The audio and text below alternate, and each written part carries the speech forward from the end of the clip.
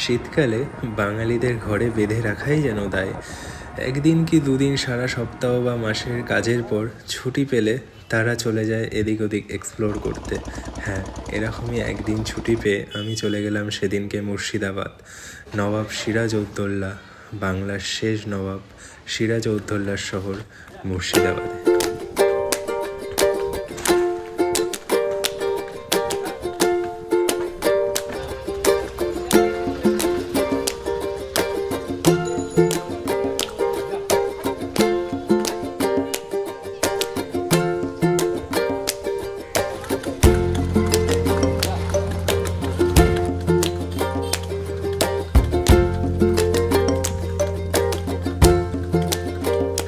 তো এখন আমরা এসেছি কাঠগোলা বাগান বাড়ি।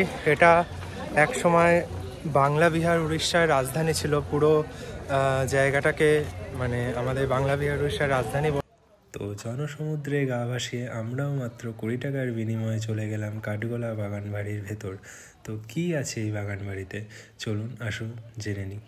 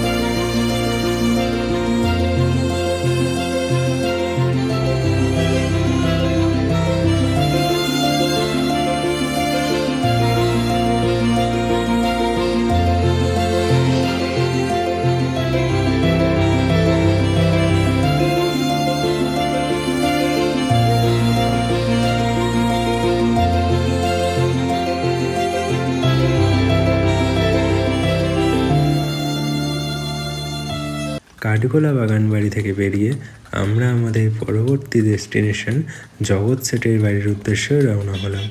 তো কি আছে এই জগৎ শেঠের বাড়িতে, চলুন আসুন জেনে নিই। জগৎ শেঠের ব্যবহৃত বিভিন্ন রকম প্রসাধন সামগ্রী এবং পোশাক পরিচ্ছদ, তাছাড়া তার বাড়ির আসবাবপত্র সব কিছুই এই বাড়ির মিউজিয়ামে সজ্জিত আছে, খুব সুন্দরভাবে সজ্জিত আছে এবং তা 20 টাকার বিনিময়ে আমরা ভেতরের সমগ্র জিনিস দেখে নিয়েছি। যদি আপনারা পারেন তো একটা গাইড নিয়ে নেবেন। কথা দুঃখিত, কোনো রকম ভিডিওগ্রাফি অ্যালাউ ছিল না ভেতরে, সেই জন্য আমরা ভিডিও করতে পারিনি।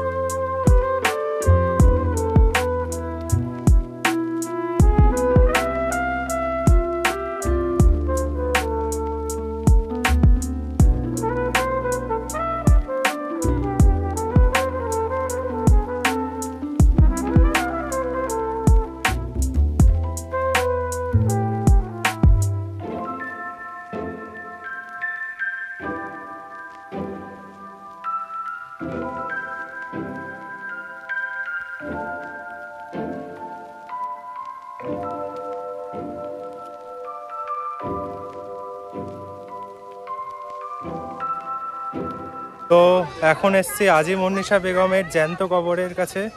তো ছোটদাদা, how is the feelings, how is the জোশ? যেমনই জোশ হোক, কবর মাত্র আমাদের সবারই জোশ ডাউন থাকে।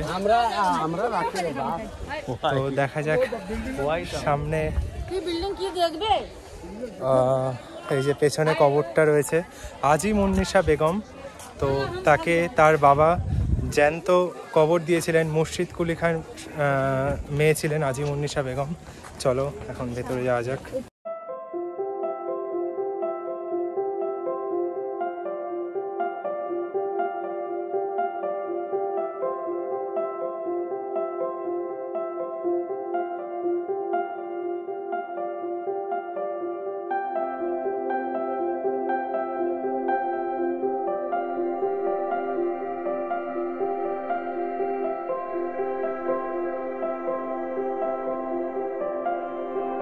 সো অ্যাট লাস্ট আমরা আসলাম হাজারদুয়ারি প্যালেস।